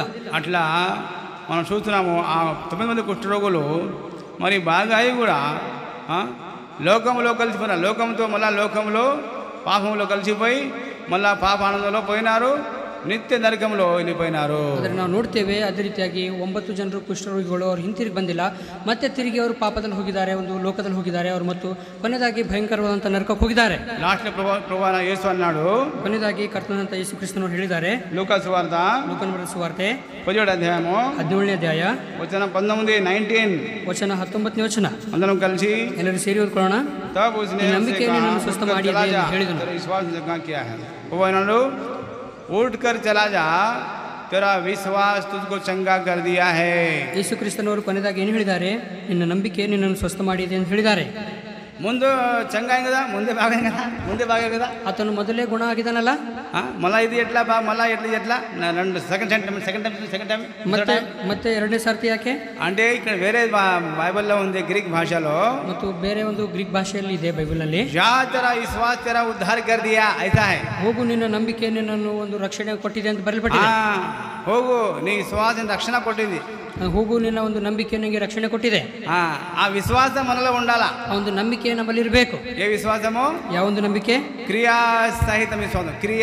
ಸಹಿತ ವಿಶ್ವಾಸ ఉండాల. ಒಂದು ಕ್ರಿಯಾ ಸಹಿತವಾದಂಥ ಒಂದು ವಿಶ್ವಾಸ ಇರಬೇಕು. అయితే నాకు కూడా విశ్వాసం ఉంది, నాకు తెలుసు, నాకు మందిరం తెలుసు, వాక్యం తెలుసు, బైబిల్ తెలుసు, నాకు అన్నీ తెలుసు అంటారు కొందరు. ನನಗೂ ಸಹ ನಂಬಿಕೆ ಇದೆ, ನನಗೆ ವಾಕ್ಯ ಗೊತ್ತು, ಮಂದಿರ ಗೊತ್ತು, ದೇವ್ರ ವಾಕ್ಯ ಗೊತ್ತು, ಎಲ್ಲ ಗೊತ್ತಿದೆ ಅಂತ ಈ ರೀತಿಯಾಗಿ ಸ್ವಲ್ಪ ಕೆಲವು ಜನರು ಹೇಳ್ತಾರೆ. అన్నీ తెలుసు మాకు, ನನಗೆಲ್ಲ ಗೊತ್ತಪ್ಪ. అయితే క్రియలు ఏం లేదు. క్రియలో ఉందా? క్రియ ఏం లేదు. ಕ್ರಿಯೆಯಲ್ಲಿ ಏನೂ ಇಲ್ಲ. క్రియారూపంలో ఏం లేదు. ಕ್ರಿಯೆಯಲ್ಲಿ ಏನೂ ಇಲ್ಲ. అయితే ప్రభువైన యేసు దగ్గర వచ్చి పాదాల పడి సాగిలు పడి గొప్ప స్వరంతో ఆరాధిస్తే అది క్రియ. ಅಂದರೆ ಯೇಸು ಕ್ರಿಸ್ತನವರ ಒಂದು ಪಾದಗಳ ಹತ್ತಿರ ಬಂದು ದೊಡ್ಡ ಸ್ವರದಿಂದ ಒಂದು ಆರಾಧನೆ ಮಾಡಿದ್ದಾರೆ, ಅದೊಂದು ಕ್ರಿಯೆ. నువ్వు అందరికీ చెప్పుకోవాలా, నేను ప్రభు నాకు రక్షించినాడు, నాకు క్షమించినాడు అని అందరికి చెప్పాలా, సాక్షి చెప్పాలా, అది క్రియ. ನೀವು ಎಲ್ಲರಿಗೂ ಹೇಳಬೇಕು, ಯೇಸು ಕ್ರಿಸ್ತನವರು ನನ್ನನ್ನು ಒಂದು ರಕ್ಷಿಸಿದ್ದಾರೆ ಅಂತ ಹೇಳಿ ಎಲ್ಲರೂ ನೀವು ಸಾಕ್ಷಿ ಹೇಳಬೇಕು. అప్పుడే నీ రక్షణ పొందుతావు, ಅವಾಗ ನೀನು ರಕ್ಷಣೆ ಹೊಂದಿ. ఇదే లూకా సువార్త, ಇದೇ ಲೂಕನ ಬರೆದ ಸುವಾರ್ತೆ 8వ అధ్యాయము 8ನೇ ಅಧ್ಯಾಯ. లూకా సువార్త 8వ అధ్యాయం 47-48. ಲೂಕನ ಬರೆದ ಸುವಾರ್ತೆ 8ನೇ ಅಧ್ಯಾಯ 47-48 ವಚನ. లూకా సువార్త 8వ అధ్యాయము 47-48 అందరం కలిసి. ಲೂಕನ ಬರೆದ ಸುವಾರ್ತೆ 8ನೇ ಅಧ್ಯಾಯ 47-48 ವಚನ ಎಲ್ಲರೂ ಸೇರಿ. ತಾನು ಮರೆಯಾಗಿರುವುದೆಂದು ತಿಳಿದು ನಡುಗುತ್ತಾ ಬಂದು ಆತನಿಗೆ ಅಡ್ಡ ಬಿದ್ದು, ತಾನು ಇಂಥ ಕಾರಣದಿಂದ ಈತನನ್ನು ಮುಟ್ಟದ ನೆಂತಲು ಕೂಡಲೇ ಆತನಿಗೆ ವಾಸಿಯಾಯಿತು ಅಂತಲೂ ಎಲ್ಲ ಜನರ ಮುಂದೆ ಅವನು, ಆಕೆಯ ಮುಳುಕಳೆ, ನಿನ್ನ ನಂಬಿಕೆ ನಿನ್ನನ್ನು ಸ್ವಸ್ಥ ಮಾಡಿದೆ, ಸಮಾಧಾನದಿಂದ ಹೋಗು ಎಂದು ಹೇಳಿದನು. ఇక్కడ 12 సంవత్సరాల నుంచి ರಕ್ತಸ್ರಾವ ಸ್ತ್ರೀ ಬಾగా ಅయింది. ಇಲ್ಲಿ 12 ವರ್ಷದಿಂದ ಒಂದು ರಕ್ತಸ್ರಾವ ಇರುವಂಥ ಸ್ತ್ರೀ ಇಲ್ಲಿ ಗುಣವಾಗಿದ್ದಾಳೆ. ఎక్కడ పోయినా ఎక్కడ బాగాలే, ఎక్కడ ఏ డాక్టర్ ఆయనకు బాగా చేయలేకపోయినాడు. ಅವಳು ಎಲ್ಲಿ ಹೋದರೂ ಸಹ ಯಾವ ಒಂದು ವೈದ್ಯನೂ ಅವಳಿಗೆ ಗುಣಪಡಿಸಲಿಕ್ಕೆ ಆಗ್ತಾ ಇಲ್ಲ. ఎంతో డబ్బు ఖర్చు చేసింది, ಎಷ್ಟೋ ಹಣ ವೆಚ್ಚ ಮಾಡಿದ್ದಾಳೆ, ఎక్కడ బాగాలేదు, ಎಲ್ಲಿ ಸಹ ಗುಣವಾಗಿಲ್ಲ. అయితే యేసు ప్రభు ఆయన వార్త విని యేసు దగ్గర వచ్చింది. ಆದರೆ ಯೇಸು ಕ್ರಿಸ್ತನವರ ಒಂದು ವಾರ್ತೆಯನ್ನು ಕೇಳಿ ಯೇಸು ಕ್ರಿಸ್ತನ ಹತ್ರ ಬಂದಿದ್ದಾಳೆ. ಆಮೇಲೆ ಏನು ವಿಶ್ವಾಸ ఉంది? ಅವಳಿಗೆ ಏನು ಅಂತ ಹೇಳಿ ವಿಶ್ವಾಸ ಇದೆ? ನಾನು యేసు ప్రభు యొక్క వస్త్రం ముడితే చాలు నాకు బాగుందన్నది. ಕೇವಲ ನಾನು ಯೇಸು ಕ್ರಿಸ್ತನವರ ವಸ್ತ್ರಗಳು ಮುಟ್ಟಿದರೆ ನನಗೆ ಸಾಕು. ಆ ವಿಶ್ವಾಸ ఉంది ಆಮೇಲೆ. ಆ ರೀತಿಯಾದಂಥ ಒಂದು ನಂಬಿಕೆ ಅವಳಲ್ಲಿದೆ. అట్లా విశ్వాసం పొందుకున్నావా? ಆ ರೀತಿಯಾದಂಥ ಒಂದು ನಂಬಿಕೆಯನ್ನು ಹೊಂದಿಕೊಂಡಿರೇನೋ? ఏ విశ్వాసం పోవాలా? నీకు ఏ విశ్వాసం కావాలా?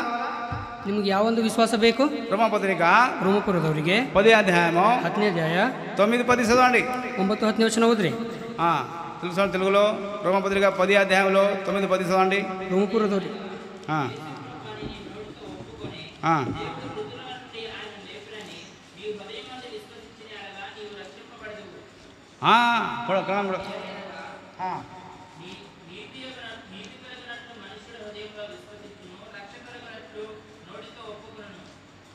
ರೋಮಪುರದವರಿಗೆ 10ನೇ ಅಧ್ಯಾಯ 9-10 ವಚನ. ಅದೇನೆಂದರೆ, ನೀನು ಯೇಸುವನ್ನೇ ಕರ್ತನೆಂದು ಬಾಯಿಂದ ಅರಿಕೆ ಮಾಡಿಕೊಂಡು ದೇವರು ಆತನನ್ನು ಸತ್ತವರೊಳಗಿಂದ ಎಬ್ಬಿಸಿದನೆಂದು ಹೃದಯದಿಂದ ನಂಬಿದರೆ ನಿನಗೆ ರಕ್ಷಣೆಯಾಗುವುದು ಎಂಬುದೇ. ಹೃದಯದಿಂದ ನಂಬುವುದರ ಮೂಲಕ ನೀತಿಯು ದೊರಕುತ್ತದೆ, ಬಾಯಿಂದ ಅರಿಕೆ ಮಾಡುವುದರ ಮೂಲಕ ರಕ್ಷಣೆಯಾಗುತ್ತದೆ. ಮತ್ತೆ ಹೃದಯలో ఏ విశ్వాసం ఉండాలా? ಆದರೆ ಹೃದಯದಲ್ಲಿ ಏನಂತ ಹೇಳಿ ನಂಬಬೇಕು ನಾವು? దేవుడు సృష్టికర్త దేవుడు ప్రభువైన యేసు నా కొరకు పంపినాడు, నా కొరకు పంపించి నా కొరకు యేసు ప్రభు మరణించి ತಿರುಗಿ ಲೇಚಡನೆ ಹೃದಯ ನಮ್ಮలను. ದೇವಾದಿ ದೇವರು ಕರ್ತನಾದಂಥ ಯೇಸು ಕ್ರಿಸ್ತನವರು ಈ ಲೋಕದಲ್ಲಿ ನನಗೋಸ್ಕರ ಕೇಳಿಸ್ತಾನೆ, ನನಗೋಸ್ಕರ ಆತನು ಪ್ರಾಣ ಕೊಟ್ಟಿದ್ದಾನೆ ಅಂತ ಹೇಳಿ ಈ ರೀತಿಯಾಗಿ ನಾವು ಹೃದಯದಲ್ಲಿ ನಂಬ್ಕೊಳ್ಬೇಕು. ಹೃದಯದಲ್ಲಿ ವಿಶ್ವಾಸ ಮುಂಜಾಲ ಹೃದಯದಲ್ಲಿ ನಾವು ನಂಬಿಕೆ ಇಡಬೇಕು. ಅಪೂರ್ಣ ರಕ್ಷಣೆ ಬಂದ ರಾಯಬಣೆ ಅವಾಗ ನಾವು ರಕ್ಷಣೆ ಹೊಂದೇಳು ಅಂತ ಹೇಳಿ ಬರೆಯಲ್ಪಟ್ಟಿದೆ. ಎರಡನೇದಾಗಿ ಏನು ಮಾಡಬೇಕು? ಧಾರ್ಮಿಕತಾ के लिए मन से विश्वास किया जाता है, और उद्धार के लिए मुंह से अंगीकार किया जाता है। ಅಂದರೆ ಒಂದು ಪದವಚನ. ಹೃದಯದಿಂದ ನಂಬುವುದರ ಮೂಲಕ ನೀತಿ ದೊರಕುತ್ತದೆ, ಬಾಯಿಂದ ಅರಿಕೆ ಮಾಡುವುದರ ಮೂಲಕ ರಕ್ಷಣೆ ಆಗುತ್ತದೆ. ನೀತಿಗಾಗಿ ಎಂಬುದಲ್ಲ, ನೀತಿಗಾಗಿ ನೀತಿಯನ್ನು ನೀತಿಗೆ ಅವನು ಎಂತ ಬಿಡಾలంటే ಅಂದ್ರೆ ನಾವು ನೀತಿ ಅಂತ ಹೇಳಿ ఎన్నిసల్పడಬೇಕಂತంದ್ರೆ నీతిగా ఎంత బిడాలంటే నువ్వు మనలో అనగా విశ్వాసం ఉంచాలా, తర్వాత నోటి ద్వారా ఒప్పుకోవాలా, నోటి ద్వారా అంగీకారం చేయాలా. ಅಂದ್ರೆ ನಾವು ಹೃದಯದಿಂದ ನಂಬಬೇಕು ಮತ್ತು ಬಾಯಿಂದ ಅರಿಕೆ ಮಾಡ್ಕೊಳ್ಬೇಕು. నోటి ద్వారా అంగీకారం చేయాలా, ನಾವು ಬಾಯಿ ಮೂಲಕ ಒಂದು ಒಪ್ಕೊಳ್ಬೇಕು. ఒక ఊరిలో ఒక రక్షణ పొందిండు, ಒಂದು ಊರಿನಲ್ಲಿ ಒಬ್ಬನ ರಕ್ಷಣೆ ಹೊಂದಿದ್ದಾನೆ. ఆయనకి 2 కుమారులు, మళ్ళా ఆయన భార్య ఆయన ఉన్నారంట. ಅವರಿಗೆ ಬರೋ ಮಕ್ಕಳು ಮತ್ತು ಹೆಂಡತಿ ಅವರು ಇದ್ದಾರಂತೆ. అయ్యా నువ్వు యేసుని నమ్ముకున్నావంట, ఎట్లా నువ్వు నమ్ముకున్నావంట నేను విన్నామన్నానంట పెద్ద ఆయన ఒక ఆయన. ಒಬ್ಬರು ದೊಡ್ಡವರು ಹಿರಿಯರು, ಅಯ್ಯ ನೀನು ಯೇಸು ಕ್ರಿಸ್ತನವರು ಅಂತ ನಂಬ್ಕೊಂಡಿದ್ದೆ ಅಂತ ಹೇಳಿ ನಾವು ಕೇಳಿದ್ದೇವೆ. నువ్వు ఎప్పుడు యేసుని విడిచిపెట్టు, అప్పుడు నేను 2 కొడుకుల్ని విడిచిపెడతాం. ಈಗ ನೀನು ಯೇಸು ಪ್ರಭು छोड़ ಅವಿ ತಪ್ಪು ತಾರೆ दो बेटों को छोड़ देते. ಈಗ ನೀನು ಯೇಸು ಕ್ರಿಸ್ತನವರನ್ನು ಬಿಟ್ಬಿಡು, ಆವಾಗ ನಿನ್ನ 2 ಮಕ್ಕಳನ್ನು ಬಿಟ್ಬಿಡ್ತೇವೆ ಅನಂಟ. ಆತನು ಹೇಳಿದಾನಂತೆ, ನಾನು ಯೇಸು ಪ್ರಭು ನಂಬ್ಕೊಂಡಾనండి, ఇప్పుడు ನಂಬ್ಕೊಂಡ తర్వాత ನಾನು ಯೇಸು ಪ್ರಭು ಬಿಡ್ತಾನన్నాడు. ಈಗ ನಾನು ಯೇಸು ಕ್ರಿಸ್ತನವರನ್ನು ನಂಬ್ಕೊಂಡಿದ್ದೇನೆ, ನಾನು ನಂಬ್ಕೊಂಡ ಮೇಲೆ ಯೇಸು ಕ್ರಿಸ್ತನವರನ್ನು ನಾನು ಬಿಟ್ಬಿಡಲ್ಲ ಅಂತ ಹೇಳಿದಾನೆ. నేను నమ్ముకున్నా, ఇప్పుడు ಯೇಸು ಪ್ರಭು ನಂಬ್కున్నాను అంతే. ಈಗ ನಾನು ಯೇಸು ಕ್ರಿಸ್ತನವರನ್ನು ನಂಬ್ಕೊಂಡಿದ್ದೇನೆ ಅಷ್ಟೇ. నేను ప్రభువైన యేసు క్రీస్తుని నేను విడువను. నేను ఇప్పుడు ಈಗ ನಾನು ಯೇಸು ಕ್ರಿಸ್ತನವರನ್ನು ಬಿಟ್ಟು ಬಿಡೋದಿಲ್ಲ. అట్లా అంటే ಆ ರೀತಿಯಾಗಂದ್ರೆ 2 కొడుకుల్ని చంపినంట, 2 ಮಕ್ಕಳನ್ನು ಅವ್ರು ಕೊಂದಾಕಿದಾರಂತೆ. తర్వాత మళ్ళా 3 రోజుల తర్వాత ಅದಾದ ಮೇಲೆ మళ్ళా పిలిచాడంట, ಮತ್ತೆ తిరిగి కరెದಿದಾರಂತೆ. నువ్వు యేసును విడిచిపెట్టు, ಈಗ ನೀನು ಯೇಸು ಕ್ರಿಸ್ತನವರನ್ನು ಬಿಟ್ಬಿಡು, అప్పుడు నీ భార్య కూడా విడిచిపెడతాం, ಅವಾಗ ನಿನ್ನ ಹೆಂಡತಿಯನ್ನು ಬಿಟ್ಬಿಡ್ತೇವೆ, లేకపోతే నీ భార్య కూడా చంపేస్తాం. ಇಲ್ಲದಿದ್ದರೆ ಹೆಂಡತಿಗೆ ಸಹ ಕೊಂದಾಕ್ತೇವೆ అని అంటే నేను యేసును నమ్ముకున్నానయ్యా, నేను యేసుని విడువనన్నాడు. ಮತ್ತೆ ಹಿಂತಿರುಗಿ ಆತನ ಅದೇ ಹೇಳಿದಾನಂತೆ, ನಾನು ಯೇಸು ಕ್ರಿಸ್ತನವರು ನಂಬ್ಕೊಂಡಿದ್ದೇನೆ, ನಾನು ಬಿಟ್ಬಿಡಲ್ಲ ಅಂತ ಹೇಳಿದಾನೆ. అప్పుడు ఆయన భార్య కూడా చంపినంట, ಅವಾಗ ಅವನ ಹೆಂಡತಿಗೆ ಸಹ ಕೊಂದಾಕಿದಾರಂತೆ. చూసారా, దానికంటారు యేసు ప్రభు నోటి ద్వారా అంగీకారం చేయడం అంటే. ಅದಕ್ಕೆ ಹೇಳ್ತಾರೆ ಯೇಸು ಕ್ರಿಸ್ತನವರನ್ನು ಒಂದು ಬಾಯಿ ಮೂಲಕ ಅಂಗೀಕಾರ ಮಾಡ್ಕೊಳ್ಳೋದು. అప్పుడు రక్షణ పొంది ఉంటాడు, ಅವಾಗ ರಕ್ಷಣೆ ಹೊಂದಿರ್ತಾನೆ, అప్పుడు రక్షణ పొందుతాం. ಅವಾಗ ನಾವು ರಕ್ಷಣೆ ಹೊಂತೇವೆ. ఇప్పుడు ఈమె కూడా ఏం చేసింది, ಅದೇ ಅವಾಗ ಈಗ 12 సంవత్సరాలు ಏನ್ ಮಾಡಿದಾಳೆ, 12 సంవత్సరాల నుంచి రోగంతో బాధపడుతుంది, రక్తస్రావంతో బాధపడుతుంది. 12 ವರ್ಷಗಳಿಂದ ಆತನು ರೋಗದಿಂದ ರಕ್ತಸ್ರಾವದಿಂದ ಆತನು ಬಳಲ್ತಾ ಇದ್ದಾಳೆ. ఎక్కడ పోయినా బాగా చేయలేదు, ಎಲ್ಲಿ ಹೋದ್ರೂ ಸಹ ಗುಣವಾಗ್ತಾ ಇಲ್ಲ, ఏ డాక్టర్ బాగా చేయలేదు, ಯಾವ ವೈದ್ಯನು ಸಹ ಗುಣಪಡಿಸಲಿಲ್ಲ. డబ్బు ఎంత ఖర్చు పెట్టింది, ಎಷ್ಟೋ ಹಣ ವೆಚ್ಚ ಮಾಡಿದಾಳೆ, బాగా కాలేదు, ಗುಣಪಡಿಸಲಿಲ್ಲ. అయితే ఆమె విశ్వాసం వచ్చింది, ಆದರೆ ಅವಳಲ್ಲಿ ಒಂದು ನಂಬಿಕೆ ಬಂದಿದೆ, యేసు ప్రభు నాకు బాగు చేస్తాడు, ಯೇಸು ಕ್ರಿಸ್ತನವರು ನನ್ನ ಗುಣಪಡಿಸ್ತಾರೆ. అనేక మంది రోగాన్ని బాగు చేస్తున్నాడు, ಆತನು ಅನೇಕ ಒಂದು ರೋಗಗಳನ್ನು ಗುಣಪಡಿಸ್ತಿದ್ದಾನೆ, కుష్ఠరోగాన్ని బాగు చేస్తున్నాడు, ಕುಷ್ಠರೋಗವನ್ನು ಗುಣಪಡಿಸ್ತಿದ್ದಾನೆ, మళ్ళా గుడ్డవాళ్ళని కళ్ళు ఇస్తున్నాడు, ಅದೇ ರೀತಿಯಾಗಿ ಕುಡ್ಡರಿಗೆ ಕಣ್ಣುಗಳು ಕೊಡ್ತಾ ಇದ್ದಾನೆ, కూడని కై ఇస్తున్నాడు, చేయి ఇస్తున్నాడు, ಕೈ ಕಾಲು ಇಲ್ಲದವರಿಗೆ ಕೈ ಕಾಲುಗಳು ಕೊಡ್ತಾ ಇದ್ದಾನೆ, కుంటరికి కాలు ఇస్తున్నాడు, ಕುಂಟರಿಗೆ ಕಾಲು ಕೊಡ್ತಾ ಇದ್ದಾನೆ, మోగాళ్ళకి మాటలు ఇస్తున్నాడు, ಮೂಕ ಇದ್ದಂಥವರಿಗೆ ಮಾತಾಡುವಂತೆ ಮಾಡ್ತಾ ಇದ್ದಾನೆ, చోటువాళ్ళకి ఇనుపు చేస్తున్నాడు, ಕಾಣದಿರುವಂಥವರಿಗೆ ಒಂದು ದೃಷ್ಟಿ ಕೊಡ್ತಾ ಇದ್ದಾನೆ. అదే మళ్ళా దుష్టాత్మల్ని తరుముతున్నాడు, ಅದೇ ರೀತಿಯಾಗಿ ದುಷ್ಟಾತ್ಮ ಇದ್ದಂಥವರಿಗೆ ಓಡಿಸ್ತಾ ಇದ್ದಾನೆ. అయితే ఆమె విశ్వాసం వచ్చింది, ಅಂದ್ರೆ ಅವಳು ನಂಬಿಕೆ ಇಟ್ಟಿದ್ದಾಳೆ. ఎంతో గుంపు, పెద్ద గుంపు ఉంది అక్కడ, ಅಲ್ಲಿ ಎಷ್ಟೋ ಗುಂಪಾಗಿ ಜನರು ಸೇರಿ ಬಂದಿದ್ದಾರೆ. ఆ విశ్వాసంతో పరిగెత్తిపోయి ఇట్లా యేసు స్వామి ఒక ఆ వస్త్రాన్ని ముట్టింది. ಅವಳು ವಿಶ್ವಾಸದಿಂದ ಓಡ್ಕೊಳ್ತಾ ಹೋಗಿ ಯೇಸು ಕ್ರಿಸ್ತನ ಒಂದು ವಸ್ತ್ರವನ್ನು ಮುಟ್ಟಿದ್ದಾಳೆ. అప్పుడు యేసు ప్రభు అన్నాడ, ಅವಾಗ ಯೇಸು ಕ್ರಿಸ್ತನವರು ಹೇಳಿದಾರಂತೆ, నాకు ఎవరో ముట్టారన్నాడు, ನನಗೆ ಯಾರೋ ಮುಟ್ಟಿದ್ದಾರೆ ಅಂತ ಅಂದಿದ್ದಾರೆ. అప్పుడు శిష్యులు అంటున్నారు, ಅವಾಗ ಯೇಸು ಕ್ರಿಸ್ತನ ಶಿಷ್ಯರು ಹೇಳ್ತಾ ಇದ್ದಾರೆ, గురు ఎంతో మంది కూడా అంతా నీ పైన పడుతున్నారు, గుంపులు ఎవరో ముట్టిన అంటున్నావు, ఎంతో మంది ఇప్పుడు నీ పైన పడుతున్నారు అంటున్నారు. ಗುರುವೇ, ಶಿಷ್ಯರು ಯೇಸು ಕ್ರಿಸ್ತನವರಿಗೆ ಹೇಳ್ತಾ ಇದ್ದಾರೆ, ಗುರುವೇ ಎಷ್ಟೋ ಜನರು ನಿನ್ನ ಮೇಲೆ ಬೀಳ್ತಾ ಇದ್ದಾರೆ, ಎಷ್ಟೋ ಜನರು ನಿನಗೆ ಮುಟ್ತಾ ಇದ್ದಾರೆ ಅಂತ ಈ ರೀತಿಯಾಗಿ ಹೇಳ್ತಾ ಇದ್ದಾರೆ. ఆ గుంపులలో అందరిలో అంత విశ్వాసం లేదనుకుంటా, అంత విశ్వాసం లేదు వాళ్ళకి. ಆ ಗುಂಪಿನಲ್ಲಿರುವಂಥ ಎಲ್ಲರಿಗೆ ಅಷ್ಟೊಂದು ವಿಶ್ವಾಸ ಇಲ್ಲ ಅಂತ ನಾನು ಅನ್ಕೊಳ್ತೇನೆ. ఆ స్త్రీకి అంత విశ్వాసం ఉంది, ಆದರೆ ಒಂದು ಸ್ತ್ರೀಗೆ ಅಷ್ಟು ಒಂದು ನಂಬಿಕೆ ಇದೆ. ప్రభు రెండోసారి మళ్ళీ ప్రభాన యేసు రెండోసారి చెప్పాడు, రెండోసారి ಮತ್ತೆ ತಿರುಗಿ ಕರ್ತನಂತ ಯೇಸು ಕ್ರಿಸ್ತನವರು ಮತ್ತೆ ತಿರುಗಿ 2ನೇ ಸತಿ ಹೇಳಿದ್ದಾರೆ, నాకు ఎవరో ముట్టినారు, ನನಗೆ ಯಾರು ಮುಟ್ಟಿದ್ದಾರೆ. ఆ శబ్దమా ఆ స్త్రీలో హృదయంలో గుచ్చుకున్నది. ಒಂದು ಶಬ್ದ ಒಂದು ಆ ಸ್ತ್ರೀಯರಲ್ಲಿ ಒಂದು ಒಂದು ಒಂದು ನೊಂದುಕೊಂಡಿದೆ. ఆ స్త్రీ చెప్పి ఏం చేసింది, वो स्त्री क्या करी बाद में, ಆಮೇಲೆ ಆ ಸ್ತ್ರೀ ಏನು ಮಾಡಿದಾಳೆ, सबके बीच में आ गई, అందరిలో వచ్చింది, ಅವಳು ಎಲ್ಲರ ಒಂದು ನಡಬಳಿಕೆ ಬಂದಿದ್ದಾಳೆ. వచ్చి ఉంటుంది, ಅವಳು ಬಂದು ಏನು ಹೇಳ್ತಾ ಇದ್ದಾಳೆ, అప్పుడు చెప్పింది 47-48 కలిసి ఒకసారి 47-48 ವಚನಗಳಲ್ಲಿ ಸೇರಿಕೊಳ್ಳೋಣ. ಲೂಕನ ಬರೆದ ಸುವಾರ್ತೆ 8ನೇ ಅಧ್ಯಾಯ ಎಲ್ಲರೂ ಸೇರಿ. जब स्त्री ने देखा कि वह ತಾನು ಮರೆಯಾಗಿದ್ದೆಲ್ಲವೆಂದು ತಿಳಿದು ನಡುಗುತ್ತಾ ಬಂದು ಆತನಿಗೆ ಅಡ್ಡಬಿದ್ದು, ತಾನು ಇಂಥ ಕಾರಣದಿಂದ ಈತನನ್ನು ಮುಟ್ಟಿದೆನೆಂತಲೂ ಮುಟ್ಟಿದ ಕೂಡಲೇ ನನಗೆ ವಾಸವಾಯಿತೆಂತಲೂ ಎಲ್ಲ ಜನರ ಮುಂದೆ ತಿಳಿದಳು. ಆತನು ಆಕೆಯ ನಂಬಿಕೆ ನಿನಗೆ ಸ್ವಸ್ಥ ಮಾಡಿ. ప్రభా యేసు ఏమో చెప్పినాడు, విశ్వాసమును స్వస్థపరిచింది, నీ విశ్వాసం రక్షణ చెంది పో అన్నాడు ప్రభు. ಕರ್ತನಾದಂಥ ಯೇಸು ಕ್ರಿಸ್ತನವರು ಅವಳಿಗೆ ಏನು ಹೇಳಿದಾಳೆ? ಮಗಳೇ, ನಿನ್ನ ನಂಬಿಕೆ ನನಗೆ ಸ್ವಸ್ಥ ಮಾಡಿದೆ, ಹೋಗು ಅಂತ ಹೇಳಿದ್ದಾರೆ. तेरा विश्वास तू चंगा किया जा, तेरा विश्वास तेरा उद्धार किया जा. ನಿನ್ನ ಒಂದು ನಂಬಿಕೆ ನಿನಗೆ ಒಂದು ರಕ್ಷಣೆ ಮಾಡಿದೆ, ಹೋಗು. అదే రక్షణ అంటే అదే మాట. రక్షణ ಅಂತಂದ್ರೆ అదే మాತು. అది క్రియారూపంగా వచ్చి మనము హృదయంతో దేవునికి ఆరాధించాలా. ಕ್ರಿಯಾರೂಪದಲ್ಲಿ ಬಂದು ನಾವು ಹೃದಯದಿಂದ ದೇವರಿಗೆ ಆರಾಧನೆ ಮಾಡಬೇಕು. సత్యంతో ఆత్మతో ఆరాధన చేయాలా. సత్యದಿಂದ ఆత్మದಿಂದ ఆరాధನೆ ಮಾಡಬೇಕು. మీకు అంతమంది చెప్పినా కదా ఒక కథ, ఒక ఆయన కొడుకులు భార్యని పోగొట్టుకున్నాడు. అట్లా యేసు కొడుకు స్థిరంగా ఉన్నాడు కాబట్టి ఆ ఊరంతా తర్వాత రక్షణ పొంది ప్రభు ఒక ఎలుగులో వచ్చిందంట. ప్రభు ఒక ఎలుగులో వచ్చిందంట. ಈಗ ನಾವು ಹೇಳಿದೇವಲ್ಲ, ಒಬ್ಬನು ಇದನ್ನು ಅವರಿಗೆ ಮಕ್ಕಳಿಗೆಲ್ಲ ಕೊಂದಾಕಿದ್ರು ಮತ್ತು ಹೆಂಡತಿಗೆ ಸಹ ಕೊಂದಾಕಿದ್ರು. ಆದರೂ ಸಹ ಆತನು ಯಾವ ರೀತಿಯಾಗಿ ನಂಬಿಕೆ ಇದನ್ನಲ್ಲ, ನಂಬಿಕೆಯಿಂದ ಆತನು ಇದನ್ನಲ್ಲ, ಅದೇ ರೀತಿಯಾಗಿ ಆತನು ಇರುವುದ ಕಾರಣ ಒಂದು ಊರೆಲ್ಲ ರಕ್ಷಣೆ ಹೊಂದಿದೆ. ಅದೇ ప్రభు పేరిట మనం ప్రాణం పోతే ఎక్కడ పోతే పరలోకం పోతాం మనం. ಈಗ ನಾವು ದೇವರ ಹೆಸರಲ್ಲಿ ನಮ್ಮ ಪ್ರಾಣ ಹೋದ್ರೂ ಸಹ ನಾವು ಎಲ್ಲಿ ಹೋಗ್ತೇವೆ? ಪರಲೋಕ ರಾಜ್ಯದಲ್ಲಿ ಹೋಗ್ತೇವೆ. అదే విశ్వాసంలో క్రియ అంటే అదే. ಅದು ನಂಬಿಕೆಯಲ್ಲಿ ಕ್ರಿಯೆ ಅಂತಂದ್ರೆ ಅದೇ. అయితే విశ్వాసంలో క్రియ లేకపోతే పరలోకం లేదు. ನಂಬಿಕೆಯಲ್ಲಿ ಕ್ರಿಯೆ ಇಲ್ಲದಂತಂದ್ರೆ ಆತನು ಪರಲೋಕ ರಾಜ್ಯಕ್ಕೆ ಹೋಗಲ್ಲ. అందుకు ప్రభు చెప్పాడు 9 మంది బాగా ఎక్కడ పోయినారని. ಆದರೆ ಅದಕ್ಕೋಸ್ಕರನೇ ದೇವರು ಕೇಳಿದ್ದಾರೆ, 9 ಜನರು ಗುಣವಾದವರು ಎಲ್ಲಿ ಹೋಗಿದ್ದಾರೆ అంటే వాళ్ళు వెళ్ళిపోయినారు. ಆದರೆ ಅವರು ಹೋಗಿದ್ದಾರೆ, వాళ్ళు నరకంలో వెళ్ళిపోయినారు, ಅವರು ನರಕದಲ್ಲಿ ಹೋಗಿದ್ದಾರೆ. అయితే పరలోకానికి ఎవరు వచ్చాడు? ಆದರೆ ಪರಲೋಕ ರಾಜ್ಯಕ್ಕೆ ಯಾರು ಬಂದಿದ್ದಾರೆ? ఈయన విధేయత కలిగి ప్రభు దగ్గర గొప్ప స్వరంతో వచ్చి ಆರಾಧಿಸಿದ కాబట్టి ఆయన ಪರಲೋಕಾనికి వచ్చాడు. ಈತನು ವಿಧೇಯತೆಯಿಂದ ದೇವರು ಒಂದು ಸನ್ನಿಧಿಯಲ್ಲಿ, ದೇವರೊಂದು ಪಾದಗಳಲ್ಲಿ ಆತನು ಮಹಾಶಬ್ದದಿಂದ ಆರಾಧನೆ ಮಾಡಿದಾನಲ್ಲ, ಆತನೇ ಪರಲೋಕ ರಾಜ್ಯಕ್ಕೆ ಹೋಗಿದ್ದಾನೆ. ఆ స్త్రీ కూడా అందరిలో ఒప్పుకున్నది, ప్రభు నేను ప్రభువుని ముట్టినాను, ప్రభు నాకు స్వస్థపరిచాడు, నాకు ఆరోగ్యం ఇచ్చాడు, అందరికీ చెప్తుంది. ಅದೇ ರೀತಿಯಾಗಿ ಆ ಸ್ತ್ರೀ ಸಹ ನಾನು ಗುಣವಾಗಿದ್ದೇನೆ, ಒಂದು ಯೇಸು ಕ್ರಿಸ್ತನನ್ನು ಗುಣಪಡಿಸಿದ್ದಾರೆ ಅಂತ ಹೇಳಿ ಬಹಳಷ್ಟು ದೊಡ್ಡ ಶಬ್ದದಿಂದ ಆತಳು ಎಲ್ಲರಿಗೂ ಹೇಳ್ತಾ ಇದ್ದಾಳೆ. అందరికీ చెప్పి, ಎಲ್ಲರಿಗೂ ಹೇಳಿ, ప్రభు నాకు యేసు పాదం పడింది, ಕರ್ತನಾದಂಥ ಯೇಸು ಕ್ರಿಸ್ತನವರ ಪಾದಗಳ ಹತ್ತಿರ ಬಿದ್ದಿದ್ದಾಳೆ, ప్రభు నీకు స్తోత్రం చెప్పింది, ದೇವರೇ ನಿಮಗೆ ಸ್ತೋತ್ರ ಅಂತ ಹೇಳಿದಾಳೆ. ప్రభు యేసు అన్నాడు, ಕರ್ತನಾದಂಥ ಯೇಸು ಕ್ರಿಸ್ತನು ಹೇಳಿದ್ದಾರೆ, కుమార్తె నీ విశ్వాసము నీకు రక్షణ ఇచ్చింది, పో అన్నాడు. ಮಗಳೇ, ನಿನ್ನ ನಂಬಿಕೆ ನಿಮಗೆ ಸ್ವಸ್ಥ ಮಾಡಿದೆ, ಹೋಗು, ಸಮಾಧಾನದಿಂದ ಹೋಗು ಅಂತ ಹೇಳಿದ್ದಾರೆ. ఆ విశ్వాసం మనం పొందుకున్నామా? ಆ ಒಂದು ನಂಬಿಕೆನ ಹೊಂದಿಕೊಂಡಿದ್ದೇವೇನು? ఆ సంతోషం మనం పొందుకున్నామా? ಆ ಒಂದು ಸಂತೋಷನ ಹೊಂದಿಕೊಂಡಿದ್ದೇವೇನು? ఆ కుష్ఠరోగం వల్ల ఆ పాపం పోయిందా? ಆ ಒಂದು ಕುಷ್ಠರೋಗಿ ಹಾಗೆ ನಮ್ಮೊಂದು ಪಾಪ ಹೋಗಿದೆನಾ? పాపాన్ని మనం పాపాలను క్షమించబడినాయా? ನಮ್ಮೊಂದು ಪಾಪಗಳು ಕ್ಷಮಿಸಲ್ಪಟ್ಟಿವೆ. ప్రభు నా యేసు రక్తంలో కడిగినాడా మనకు? ಕರ್ತನಾದಂಥ ಯೇಸು ಕ್ರಿಸ್ತನವರ ರಕ್ತದಿಂದ ನಮ್ಮನ್ನು ತೊಳೆದಿದ್ದಾರಾ? మన పాపం తొలగిపోయిందా? ನಮ್ಮೊಂದು ಪಾಪ ಹೊರಟೋಗಿದೆನಾ? ఆ భయంకరమైన వస్త్రం లేని స్థితిలో ప్రభు యేసు మీకు రక్షణ వస్త్రం ఇచ్చాడా? ಒಂದು ಭಯಂಕರವಾದ వస్త్రం లేని స్థితిలో ప్రభు యేసు రక్షణ వస్త్రం ఇచ్చాడా? ಆದರೆ ನಿಮಗೆ ಒಂದು ವಸ್ತ್ರ ಇಲ್ಲದಂಥ ಒಂದು ಸ್ಥಿತಿಯಲ್ಲಿ ದೇವರು ಯೇಸು ಕ್ರಿಸ್ತನವರು ರಕ್ಷಣೆ ವಸ್ತ್ರ ನಿಮ್ಗೆ ಕೊಟ್ಟಿದ್ದಾರೇನು? ಈ అన్నీ మనగాను హృదయపూర్వకంగా అని ఒప్పుకున్నావా?